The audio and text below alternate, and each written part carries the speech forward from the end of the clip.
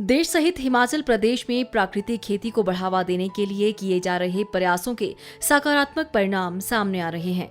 बात यदि मंडी जिले की जाए तो इस जिले में किसान प्राकृतिक खेती को अपनाने में पीछे नहीं हैं। आंकड़ों के अनुसार अब तक 33,733 किसान प्राकृतिक खेती अपना चुके हैं और जिले में करीब 1,500 हेक्टेयर भूमि पर ये खेती की जा रही है। मंडी सदर के तहत बीरधार निवासी बलवीर ठाकुर ने वर्ष 2018 में प्राकृतिक खेती को अपनाया और जहर युक्त खेती को पूरी तरह अलविदा कह दिया।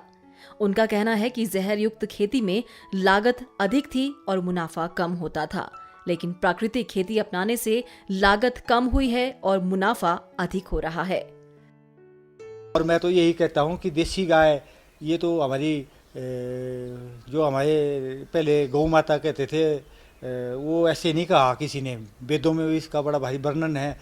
इसके जैसे मैं तो यही कहता हूँ कि जैसे हमारे घर में कोई फंक्शन होता था या हम खाना खाते थे तो गोबर की हम स्वार्न बोलते थे, स्वार्न देते थे हम गोबर की। और जो बड़ा जड्डी हमारी होती थी, जैसे कोई घीड़ी इकट्ठा सामूहिक भोजन करते थे हम, तो उसमें उसके बाद जो है गोबर का छिड़काव होता था, फिर झाड़ू लगता था। तो मुझे उस चीज़ का तो पता ही नहीं था कि ये वो बताते थे कि शुद्धि के लिए होता है, लेकिन जब अभी मुझे पता लगा कि शुद्धि नहीं, इसमें तो बहुत ज़्यादा गुण हैं। तो वो जो गोबर गौंत्र छिड़का होता था उससे उनको करंट टाइप लगता था और उस स्थान को छोड़ के वो भाग जाते थे वो जीवाणु।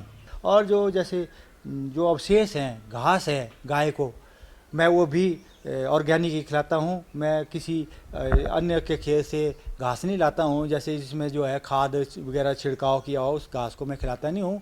मैं रूटों का घास ऐसे ही रूटों का खिलाता हूँ जहाँ खाद ना दी गई हो। बलवीर ठाकुर आज अपने खेतों में परंपरागत और नकदी दोनों ही तरह की फसलें उगा रहे हैं। उनका कहना है कि बुजुर्गों द्वारा गाय को दिए जाने वाले महत्व को उन्होंने प्राकृतिक खेती को अपनाकर वास्तव में महसूस किया है। पहले भी हम करते तो थे, फसल होती भी थी, लेकिन उसकी गुणवत्ता नहीं थी उस फसल की, और उसमें खर्चा ज़्यादा था। जैसे बाज़ार से हमें दवाइयाँ लानी पड़ती थी, कीटनाशक दवाइयाँ। अब हम बाज़ार से एक पैसे की दवाई नहीं लाते, एक भी नए पैसे की दवाई नहीं लाते, अपने घर में ही तैयार करते हैं। जैसे मैंने धतूरा लगाया हुआ है जैसे दवाई के लिए, और जंगली तम्बाकू है, और भी ये जो द्रेक के पौधे लगाए हुए हैं, आपको मैंने दिखाए भी। तो इसी के द्वारा और भी हम जो हमारे पास जैसे औषधीय पौधे हैं उनका ही उपयोग करते हैं।